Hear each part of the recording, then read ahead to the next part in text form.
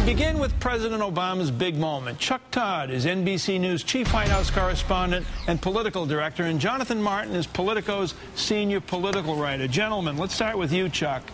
As you know better than most, Chuck, I've been around a long time, and I got to tell you, this furor over the president's school speech to students, the continuing jam over which Democrats are with him on health care, which aren't, and the continuing prognostications about all the different polls out there as the Obama presidency as an end. What is going on here? Well, I think, I talked to one outside Democratic advisor to this White House, and it was put to me this way, that, look, they are aware that in many ways this fall and frankly it starts tomorrow, that the White House and the president himself is taking a character and leadership test, that this is a moment in time for him to show he can take control of a debate, he can take control of his party, he can figure out a way to cut through some of the problems of sausage making inside of his own party.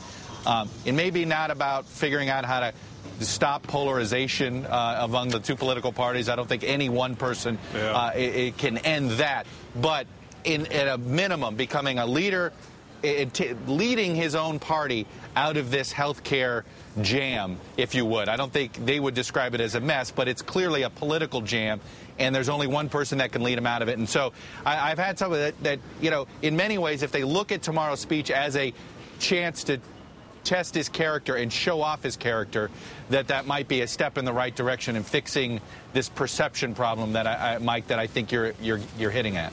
Jonathan, what are you hearing in your reporting? I mean, we hear from some sources that the president is going to step up to the plate and get a little tougher than he has been in the past. He's got a problem clearly with Speaker Pelosi, or some issue with Speaker Pelosi. Seems to be a split with Majority Leader Steny Hoyer. What are you hearing? Well, Chuck is, as usual, exactly right. The fact is, this president is not going to be able to transcend the partisan divide in this country. It's apparently gotten worse, and it's not gotten any better. But where he can be successful is by trying to get his own party in line, in finding some consensus among congressional Democrats. And if he can do that, that's going to lead to a victory on health care, and that gets him past this first hurdle. But I talked to a lot of Democrats today, Mike, for a story that I'm doing, and they are flummoxed themselves because of this sort of right-wing attack machine that you mentioned. The fact is, if you're the president of the United States and you're in the White House, do you engage these folks on the right wing, or do you ignore them? Well, if you ignore them, then you've got the sort of death panels that sort of start setting in. But if you engage them, does that diminish your office? It's a really tough question, but clearly it was a very tough summer, in large part because the White House didn't know what to do with some of these forces on the right that really drove the conversation on health care. Hey, Chuck, that gets to, back to the school prayer thing that I mentioned at the top. I found the whole controversy over it kind of depressing, sort of people out there having no confidence in their own parenting skills, no matter what the president would say in school. But it's easy to get isolated in the White House. We all know that. And yet there are elements of that debate where the president was going to say, wash your hands, respect your teachers, do your homework, respect yourself. And for that message to be so misconstrued out there, are they aware of how incendiary this stuff is? Well, I tell you, in many ways, it's my understanding, yesterday the president went to Cincinnati, AFL-CIO picnic, and everybody came away and go, whoa, where did that guy come from? All of a sudden, candidate Obama was standing in for President Obama. He was fiery. He was in a good mood, but sort of stern and seemed to just want to light the supporters, on fire, get them fired up, get them behind him, rallying him almost in campaign mode. And I'm told in many ways, because he himself was frustrated by how this school speech was treated. And the White House now has this attitude, look, they were blowing it off. Last week, Robert Gibbs referred to it that this is the silly season, trying to almost be dismissive of it.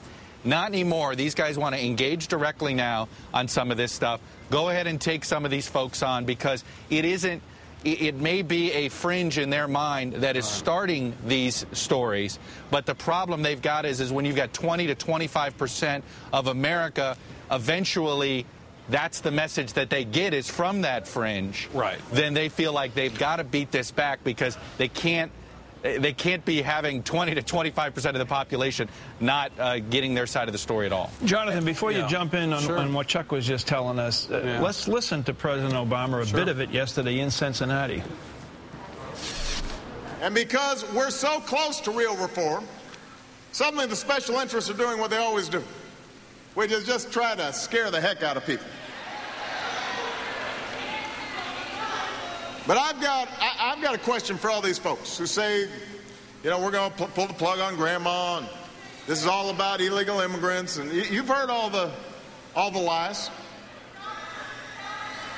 I've got a question for all those folks. What are you going to do? What's your answer? What's your solution? And you know what? They don't have one.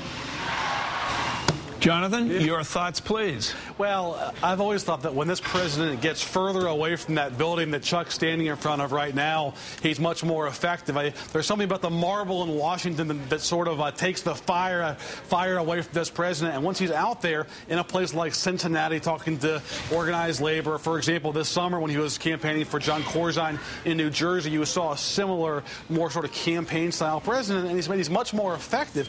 But, you know, part of the challenge was he wasn't spending all summer in that public campaign mode. A lot of these negotiations were behind closed doors with the American Hospital Association or with members of Congress. It was more of an inside game. He was not sort of doing the outside game at full force all summer long like he was there yesterday in Cincinnati. And look, I think the back-to-school episode, Mike, that you mentioned, and this whole Van Jones incident, the White House advisor who was forced out over the weekend, if those two incidents are not sort of opening the eyes of a lot of folks in this White House about the still resonant power of the right wing in this country, I don't know what's going to. Chuck, health care tomorrow night, power of the right wing. Barack Obama is president of the United States. There's a certain element of power there. There is, and I think what you're going to see tomorrow is this, is that if the speech is successful, Mike, Joe and Jane in Kansas City, Missouri are going to be able to tell you what President Obama's health care plan is, period. So then, if that is what happens tomorrow, and he successfully can do that, outline how to pay for it, outline how things should be covered, even deal with this issue of the public option. He may deal a little bit with the issue of bipartisanship, but I don't think they're going to get into political process a lot. I really think it is going to be about the specifics of what reform would look like after it's implemented and trying to get folks to focus on that. But I think we're starting to see today was a lot of sausage-making happenings today here on Capitol Hill on Pennsylvania Avenue. And behind the scenes, you're starting to see what's going to happen. On this issue of the public option, there's going to it's never going to die. It may not be implemented. It is now going to be, and we call it a trigger. It's actually a terrible term to try to explain the threat of the public option on private insurance. That is a belief that centrist Democrats are buying into, and it may be enough to keep the left, who really want a public option, to say, okay, you know, and that's where they're coming together. That looks like where everything seems to be coming together today, which, by the way, it's a big victory for public option advocates because you know what we're not talking about? This idea of the co-ops. Remember the Kent Conrad idea? Granted, try to explain that in 30 seconds, and I won't. But that seems to have faded. Yeah. Probably 30 days you couldn't explain it. Jonathan, you agree with Chuck on that? Yeah, I was going to say Chuck's point is very, very shrewd. I think politically what the trigger does, it provides cover for liberal Democrats who have gone out on a limb and said, look, there's no way we can support a bill with no public option. If they include the trigger language, those Democrats, those progressives, can at least make the argument, I'm still voting for a bill that has some kind of public option language in there, but at the same time, you bring home those moderate Democrats in the Senate from red states who are very much wary of a public option. Hey, Chuck, before we go, and this is a rather sensitive issue, but I wonder, is there any sense within the White House that you hear, that you pick up, that they think that race might be a part of this argument against everything that the president does? Even on background, they will never touch that. Right. They don't want to go near it. They don't want to be accused of crying race. that somehow, remember that it would come up in the campaign and you would have back and forth sort of accusing them, oh, look, by saying that something might have to do with race, Obama's playing the race card. You know, so there would be, they're very concerned. They don't ever want, so they will never talk about it as an excuse.